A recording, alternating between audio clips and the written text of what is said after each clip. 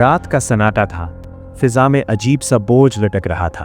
हवा भी जैसे सहम गई हो और आसमान खामोश होकर कुछ कहते कहते रुक गया हो। अचानक शोर उठा, नारे, चीखें, कदमों की धमक, और फिर वो लम्हा आ गया जिसने रूह को चीर कर रख दिया।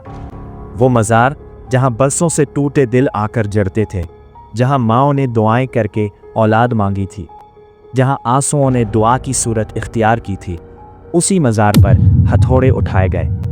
हर ज़रब के साथ जैसे किसी माँ की चीख बुलंद हो, जैसे किसी यतीम की आह निकले, जैसे किसी सच्चे आशिक़ रसूल सल्लल्लाहु अलैहि वसल्लम का दिल टूटे।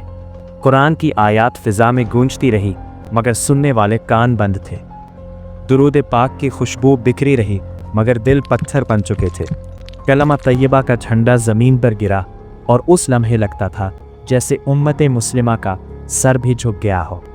ये कोई दीवार नहीं गिराई जा रही थी, ये एतमाद तोड़ा जा रहा था, ये मोहब्बत रौंदी जा रही थी, ये इस्लाम के चेहरे को ज़ख्मी किया जा रहा था। वो मर्द दरवेश जिनके हाथ पर हज़ारों ने कलमा पढ़ा, जिनकी ज़िंदगी सुन्नत मुस्तफ़ा सल्लल्लाहु अलैहि वसल्लम की खुशबू थी, आज उनके नाम पर कुफ्र का शोर मचाया गया। या अल्लाह, इस रात मदीने की गलियां रोई होंगी, नजफ़ और करबला की फ़िज़ाएं कांपी होंगी और फ़रिश्तों ने सर झुका लिए होंगे।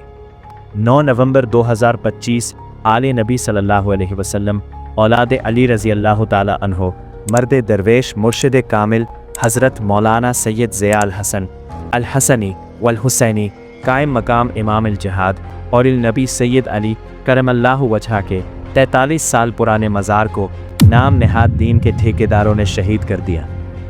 अल्लाह अकबर। ये वो हस्ती थीं जिनके हाथ पर हज़ारों ने कलमा पढ़ा, जिनकी ज़िंदगी सुन्नत मुस्तफ़ा सल्लल्लाहु अलैहि वसल्लम की अमली तस्वीर थी, मगर उन पर कादियानियत जैसा घिनौना इल्ज़ाम लगाया।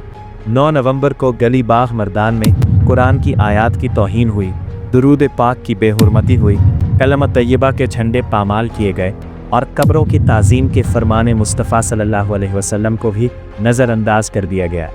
फिर जुल्म की इंतहा ये हुई कि आले नबी सल्लल्लाहु अलैहि वसल्लम औलाद अली रज़ी अल्लाह ताला अन्हो के ख़िलाफ़ सोशल बायकॉट का ऐलान किया गया कि जो उनसे मिले वो भी काफिर है। मगर याद रखो, अल्लाह की लाठी खामोश है, मगर इंसाफ अंधा नहीं। जुल्म के हर हथौड़े के बाद हक और मजबूत होकर उभरता है। इस मलबे से नफ़रत नहीं, मोहब्बत उठाएं, फतवे नहीं, इंसानियत बचाएं, क्योंकि अगर आज हम खामोश रहे तो कल हमारी खामोशी हमारी गवाही बन जाएगी।